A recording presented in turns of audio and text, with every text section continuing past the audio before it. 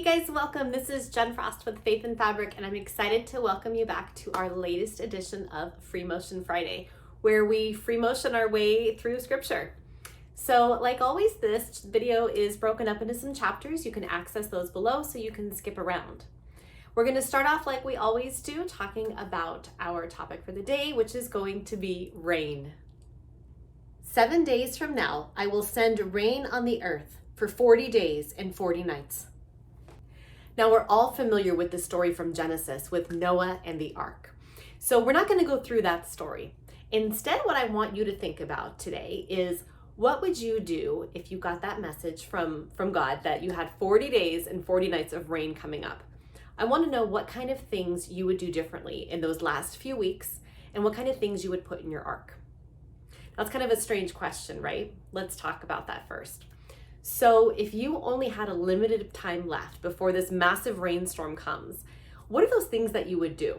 Would you really focus on spending more time with friends and family? Would you hurry up and get those last few bills paid? What are those things that you would take care of? And conversely, what are those things that you would really want to pack with you? Now, I cannot guarantee there's going to be Wi-Fi with this rain, okay? So if you want to bring your laptop and phone, go for it, but no promises on any connectivity. So my reasoning in asking you this, my wanting to know, is because I think when we really try to think, gosh, if I had to just boil it down, what are those things that I would do, and what are those things that are most important to me? With this heavy rain coming, how can we prepare? And I think that the answers that we give to those questions really show us where our priorities are. What would we do with our time, and what are those things that are most valuable to us? So as you go through your list of things as you're sewing your block today, I encourage you to take that list you've created and really help make that a focus. So if you've listed your friends and your family, or maybe it's your neighbor next door as people that you would want to make sure that you spent some time with, go do that. Make some time and carve it out. So often we get caught up in the very busy of everyday life. Whether you're a working parent or you're not a parent, or you just have 1,000 things going on, like I feel like I do sometimes. We get caught up in that routine and we kind of become that hamster on a wheel. But if we have just this deadline in front of us, instead of saying, slow down, think about what's most important, maybe we'll try to, reset and refresh our priorities. So there's a total spin for you on the 40 days and 40 nights, just looking at things, from a different perspective, different context. But today, as you guessed, we're going to be working on rain. Let's take a look at some tips together on how we can make our rain. First, think of triangles and circles. Begin at a central spot. Come down almost as if you were making a triangle, and then round out the bottom with that circle. Next, based on where you want your next raindrop, come down that side of the raindrop you just created to begin the next raindrop. This will help fill your space. You'll also see there's 3 samples showing spacing between the raindrops: wide, narrow, and none. So before you start sewing, you're going to want to choose which of those 3 raindrop spacings do you want.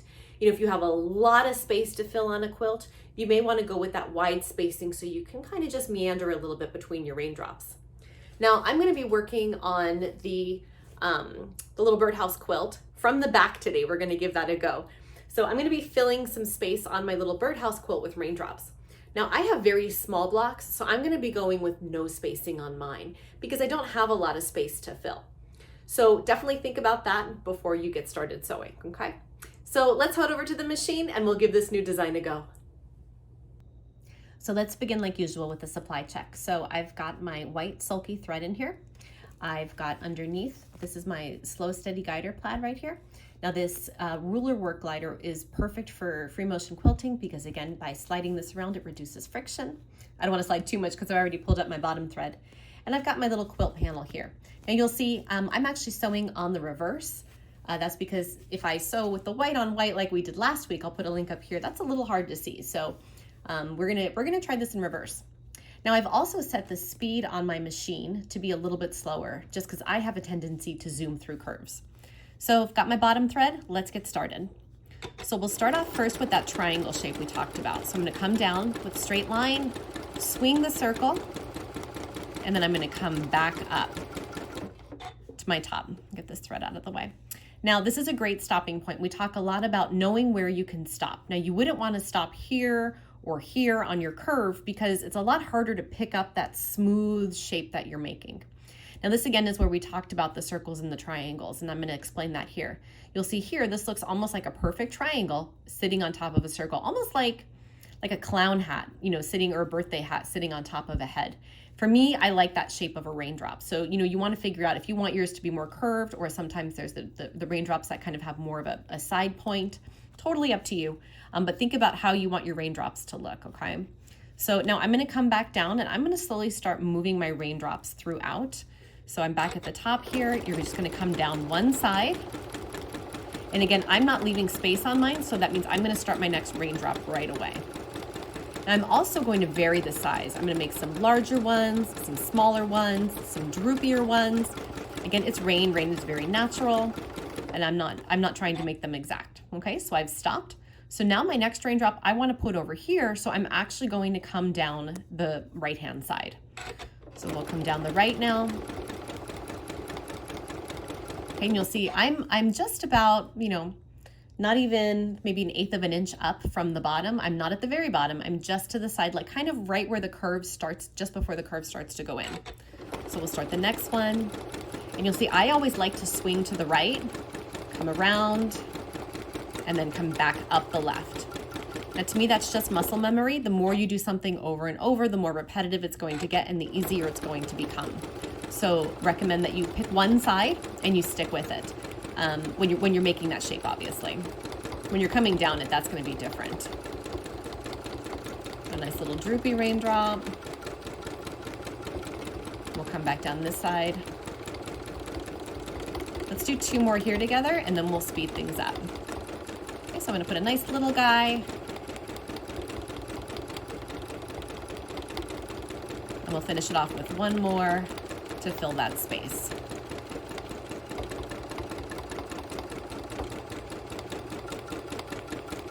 We go. So I'm going to give it a couple stitches in place just to lock that stitch.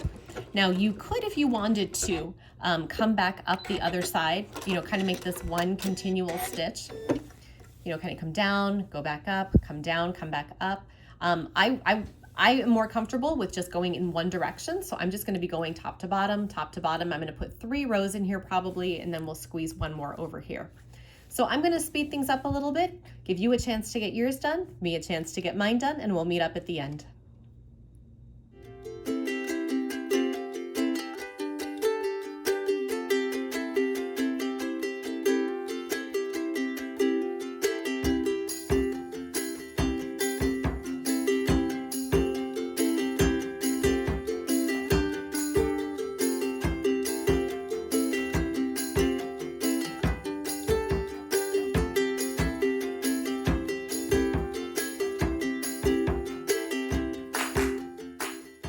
Let's see how it turned out. So on the back, I love it. That was a lot easier to see too, than doing white on white. It's easier for me too. So you'll see I've got these lovely little raindrops. This is the sleeve to hang it, so pull that to the front. We've got these lovely little raindrops that all connect, and I love the way they look. You know, and I think what's really nice is by wondering what side you go to, you know, sometimes to the left, sometimes to the right, maybe twice to the right, it really gives it that more natural effect. Now, if you wanted to make the impression of a downpour of rain, you would take your drops, and instead of having like this space between them, you would almost connect them. So imagine if you took this and you shifted it over so the edges of some of your drops were touching the edges of other drops. That would create the effect of just this torrential downpour. I was going more for the, you know, April showers brings May flowers. So on the front here, you'll see here's my little bird singing in the tree, and here's my little my Mayflowers. So you've got that effect of the rain. You can see if I turn it sideways a little bit in the light there, you can see those raindrops. And I love the texture that it makes. It just has this nice little, you know, almost like those cobblestones we did. I'll put a link up here to that one. Or it reminds me of that earlier one that we did, because you can feel the perfect little circles. But I really like this design, and I feel like there's a lot of play with this design. Again, because you can spread your raindrops out, you can make them closer, you can connect them closer, both horizontally and vertically, depending on what kind of space you have to fill, depending on what kind of effect you want to create. I think this is definitely a keeper and a good skill to have in our back pocket. So I encourage you guys, as you finish up your designs, to continue to think about, if you were given 40 days and 40 nights, who would you want to spend it with? And what are those things that you would prioritize to bring? I hope you have a wonderful evening and a wonderful rest of your time sewing, and we'll see you in the next video. Take care.